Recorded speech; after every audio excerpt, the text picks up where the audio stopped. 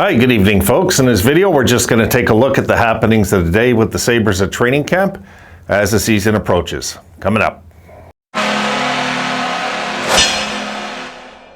Okay, guys, just wanted to get you up to speed in case some of you aren't. I'm sure most of you are, but there could be people that are just busy during the day, just got in.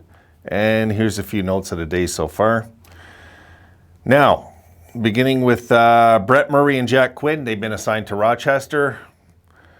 So I was cheering for Brett to make it, but it seems to be a competitive cuts that are going on here, guys. Seriously, and Jack Quinn also, he'll go and get some more experience down in the minors. And this happened right after the practice this morning. Now, Aaron Dell did clear waivers. Okay, so he'll also report to Rochester.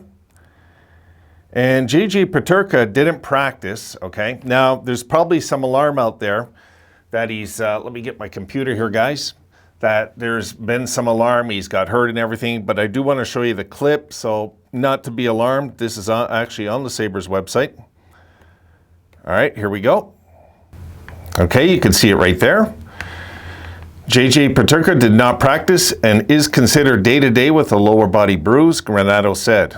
The 19-year-old has played a team-high 4 games during the preseason, tallying 2 goals and an assist.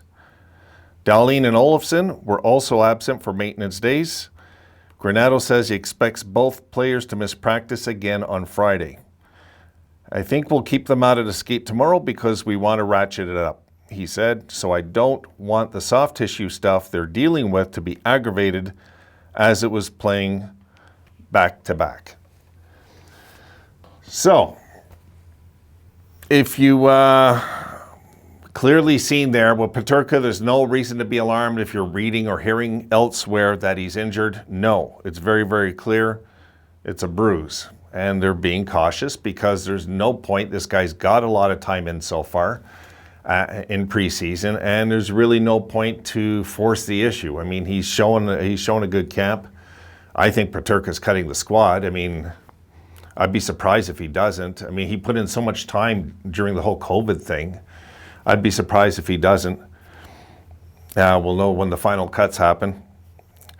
Okay, so I want to show you something else now here, and that's it for Peterka. I'll just leave it there, guys. I think we're pretty safe to say he's going to cut the squad. He looks good. This kid looks good. This is what I was talking about a few weeks back when I'm checking videos and I'm checking his work ethic, hearing about it from other players and coaches and whatever it is when he's out in Germany, you know, and it's like, I don't know. It looks like we finally nailed a home run in a second round pick finally. Okay, let me get back to this now. Good news. This makes me excited, guys. Take a look at this clip here. Okay, it says here, with 7 days remaining until their regular season opener at KeyBank Center, the Sabres wrapped up practice on Thursday after an hour and cleared room for the Zamboni. Beware, Toronto, beware, the Zamboni man is here. Once the ice was resurfaced, they returned from the dressing room and practiced another 45 minutes. Now tell me that's not impressive. I did not expect to read that today. All right, continuing here. Guys that we have in there, they just love the game. Okposo said afterward, we just had a practice out there and the guys are saying, no, let's keep going. We want to keep going. And then guys are staying on the ice after. And guys just want to play hockey. I think that's going to be pretty infectious for our season. Moving on. The Sabres have embraced an up-tempo camp as they work to establish an identity under Coach Don Granato, the basic tenets of which are speed and relentless, fearless puck pressure. Jurgensen's, the longest tenured Sabres player, said following the opening practice that it was the highest pace he had seen to begin a camp. That's really impressive, really, for him to say that. Goaltender Craig Anderson echoed that sentiment, admitting the intensity which had been a notch above what he's been grown accustomed to during an 18-year career. And one more clip. The message has been play hard, play physical, play with enthusiasm, Anderson said. I think that's kind of the message. If we sit on our heels, that's where problems happen. So if you're going to make a mistake, make it skating, make it being aggressive, trying to make something happen. That, for me, folks, was the main reason of this video. What you just seen there, the idea that these guys just had practice and they want to go right the hell back out there and continue, even though they don't have to. Says a lot. It really does. There's something special, I still believe, going on this year. Again, call it a gut feeling. Call it a gut feeling because, I don't know. I like when I hear things like this. I like when I seen Middlestat in that interview. There's just things that are bouncing at me that I'm not used to seeing. And if that's true, okay, which I think it is, for Anderson to say that, being a veteran on a team, on a pretty good Ottawa team for quite a while, guys, he's been in other practices, as we know, right, with other teams. Think about it. For him to say he's never seen such like an up-tempo practice, that says a lot about Granato, a lot. Okay, now, in closing, was there anything else here? I see I got on my notes here. No, I'll talk about this in a sec. I want to go on Tokarski for a second, okay? All right, check this clip. As you see, it reads, Tokarski earns a job. The Sabres open camp with a four-man goalie competition headlined by a pair of incoming veterans in Anderson and Arundel, and a talented prospect, of course, in UPL. The least discussed of the bunch may have been Dustin Tokarski, who returned after appearing in 13 games with the Sabres last season. That run marked his first NHL experience in 4 years.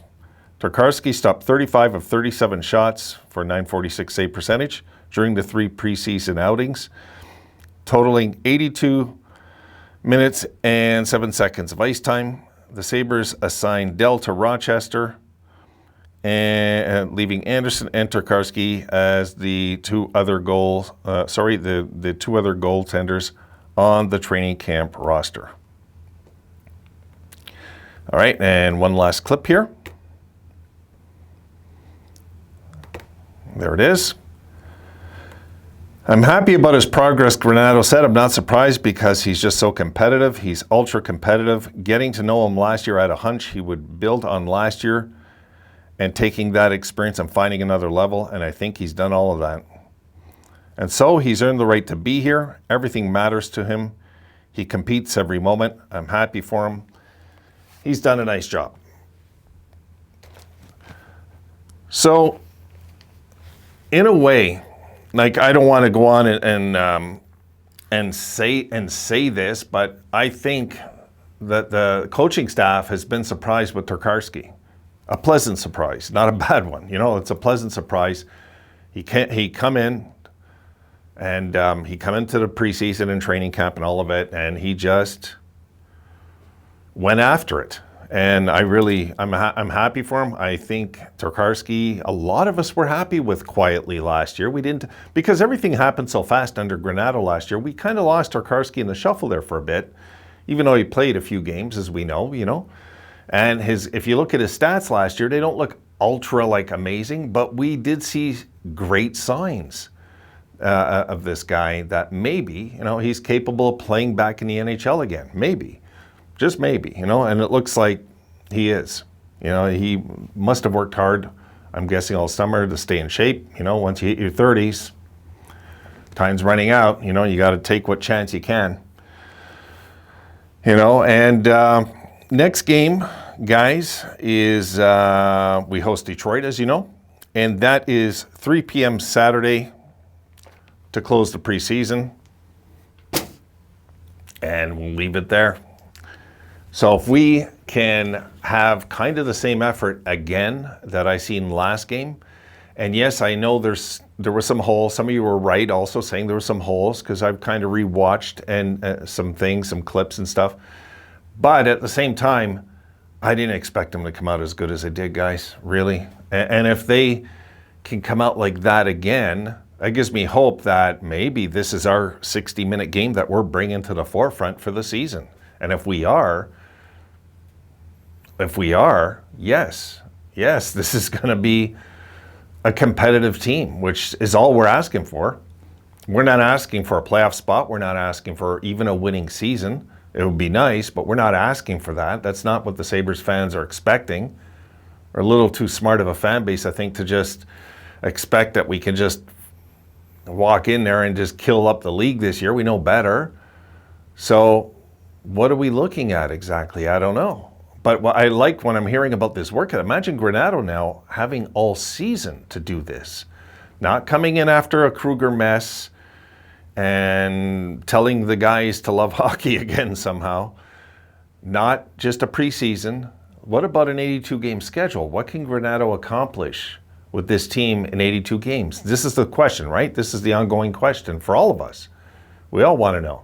We all seem to be kind of on page believing in him and liking him, and I like the way he presents himself in the public eye, and there's a lot of good positives with him, but of course it has to translate to wins on the ice. This is, of course, like all of us feel that way. Now, is it possible that, this team is going to get better and better and better and better? That's the question. That's the question. Experience in my life watching hockey? Yes. Yes, they should. Yes. Because that's usually what happens when you have a solid coach running the show and everybody buys into it. Everybody buys into it. This is like, I talked about a few videos ago. We have to completely buy into his system. And it sounds like they are. When they're going back out for seconds in practice, folks, think about that. Tell me that's not a team that's not only hungry to try and make the NHL or whatever it is. Some of these guys know they've locked a roster spot, but they want to go out again. They're having so much fun. That says a lot to me. That says a lot to me. I'm really I was so impressed when I read that. I was like, under the Granato era, okay, I'll call it an era, under his time here so far, I keep reading good things about him and the players' relationships. That's all I read. It just seems like he's got them. He's just got them zoned in. So we're gonna have to see how we play against Detroit. Of course, that has to translate on the ice into a 60-minute effort again. But if it does, and the Sabres look good, because we seen how crap we looked against Detroit that game. You guys remember, we didn't look very good. So let's see how we play them this time, okay? This team should be more ready, more close to our regular roster, of course, going into this final preseason game. And if we give them 100% effort, doesn't really matter what the score says, guys, at the end of the game, because, let's face it here, in my estimate, that's all we're looking for. That's all we're looking for, all 82 games. And if we can do that, should be one hell of a fun season, guys. All right, folks, on that note, I'll see you in the next video. You have a great night. If I'm not back tonight, I will see you at some time tomorrow. Have a good one.